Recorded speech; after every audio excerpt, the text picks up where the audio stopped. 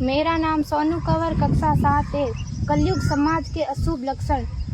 कुटुंब कम हुआ, संबंध कम हुआ, प्रेम कम हुआ, मर्यादा कम हुई, लाज लज्जा कम हुई, विनम्रता कम हुई, समर्पण कम हुए, पुस्तक वाचन कम हुआ, खान पान की शुद्धता कम हुई, बाल कम हुए, कपड़े कम हुए, नींद कम हुई, घी मक्खन कम हुआ, पीतल तांबे के बर्तन कम हुए, भाई भाई का प्रेम कम हुआ, सत्य कम हुआ, अतिथि कम हुए, धैर्य कम हुआ, श्रद्धा और विश्वास कम हुआ, बड़ों का सम्मान कम हुआ और भी बहुत कुछ कम हुआ जिससे जीवन सहज था, सरल था। संतान को दोष न दे। बालक या बालिका को इंग्लिश मीडियम में पढ़ाया, अंग्रेजी बोलना सिखाया, बर्थडे और मैरिज एनिवर्सरी जैसे जीवन के शुभ प्रसंगों को अंग्रेजी कल्चर्स के अनुसार जीना ही श्रेष्ठ माना।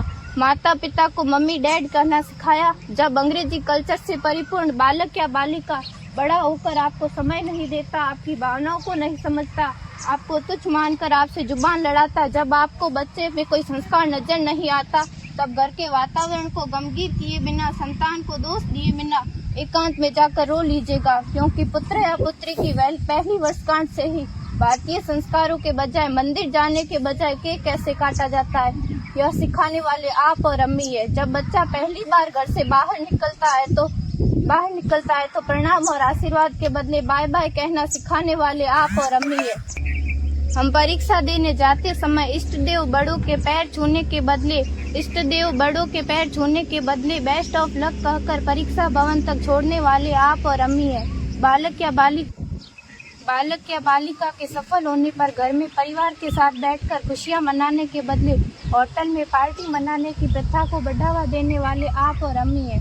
बालक या बालिका के विवाह के पश्चात कुल देवता देव दर्शन भेजने से पहले हनीमून के लिए फॉरेन टूरिस्ट स्पॉट भेजने की तैयारी करने वाले आप और अम्मी है। ऐसी कई ढेर सारी अंग्रेजी कल्चर्स को हमने जाने अनजाने स्वीकार कर दिया है। अब तो बड़े बुजुर्गों के पैर छूने में भी शर्म आती है। गलती किसकी? मात्र आपके माता और पिता की। अंग्रेजी अंतर्राष्ट्रीय भाषा है से काम काज हेतु सीखना है, अच्छी बात है, लेकिन इसकी संस्कृति को अपने जीवन में उतारने की तो कोई बाध्यता नहीं थी। अपनी समृद्ध संस्कृति को त्यागकर नैतिक मूल्यों, मानवीय संवेदनाओं से रहित अन्य सभ्यताओं की जीवन शैली अपनाकर हमने क्या पाया?